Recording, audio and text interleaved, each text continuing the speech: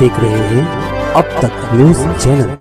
Unique academy computer and coaching classes, जहां nursery और junior senior KG classes से लेकर 11वीं और 12वीं जमातों के लिए कोचिंग क्लासेस जारी हैं। यूनिक एकेडमी में ऑडियो और वीडियो स्क्रीन का इंतजाम भी किया गया है। 5वीं, 6ठी, 7वीं और 8वीं जमात की स्पेशल क्लासेस भी जारी हैं। उर्दू, इंग्लिश, मराठी और मैथ्स की बेसिक क्लासेस भी जारी हैं। लड़कियों के लिए बिल्कुल सेपरेट क्लासरूम। यूनिक एकेडमी में अपने बच्चों का एडमिशन करवाएं। हमारा पता याद रखिए, शहीद अब्दुल हमीद कुसुम्बा रोड, निहाल नगर पुलिस स्टेशन के सामने, मालेगांव। नाज़रीन, इस्तकबाल है आप सभी कब तक न्यूज़ इंडिया पर जाबिर शाह के साथ। नदीम फिटर फायरिंग मामले में आज नदीम फिटर की बेल रखी गई थी, जिसे मालेगांव कोर्ट में एक्सेप्ट कर ली गई और नदीम फिटर की ज़मानत हो गई है। हमने उनके वकील मर्चेंट वकील से मुलाकात कर बातचीत की है। क्या है पूरा मामला आप तक पहुंचाते हैं, और मेयर अब्दुल मालिक की कब होंगी हियरिंग, इस पर भी बातचीत हुई। नदीम फिटर के मामले में हियरिंग तो बहुत पहले हो चुकी हुई है, लेकिन आज वो ऑर्डर्स के ऊपर था फाइनल। तो साहब ने सरकारी पक्ष का अपनी सारी दलीलें सुन के और फिर साइमल्टेनियसली अपने जो सरकारी वकील साहब है, इन्वेस्टिगेटिंग ऑफिसर है, सबके सब बातों का अवलोकन करने के बाद में नदीम फिटर का जामीन का अर्जी मंजूर किया हुआ है। और भी कुछ लोगों के इस केस में नाम है, तो उनके क्या मतलब? नहीं, देखिए, अभी बाकी के 2 लोगों ने तो पता नहीं है उन्होंने जामीन दाखिल किए कि नहीं किए, क्योंकि और जो मलिक साहब का जामीन का अर्जी है उनकी भी तारीख आज ही थी, लेकिन उसका अपने को कोई इल्म नहीं है उसके अंदर क्या बात है।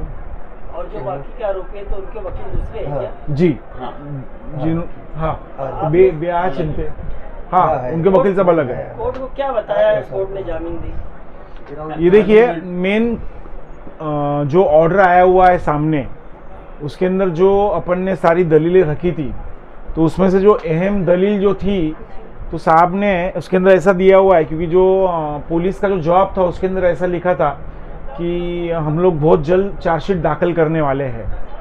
तो कोर्ट ने ऑर्डर में पहली बात वही ली है कि अभी ये जो गुनाह है इसके अंदर नदीम की तरफ से कुछ मिलना नहीं है, कुछ इन्वेस्टिगेशन में उसकी मदद चाहिए, ऐसा कुछ काम बचा हुआ नहीं है, सिर्फ चार्जशीट फाइल करनी है।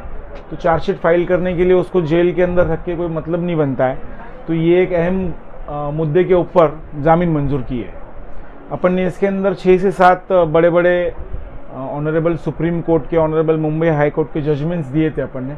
साहब ने वो सारे जजमेंट्स का जिक्र किया हुआ है उसके अंदर, और उसके अंदर जो जजमेंट्स में लिखा हुआ है कि जैसे बेल इज़ अ रूल और जेल इज़ अ एक्सेप्शन, यानी बहुत अपन बोलते हैं ना, सीरियस और संगीन मामलों में जेल में रखना चाहिए, जिसमें अगर आपने कोई मर्डर किया हो, कुछ ये हो।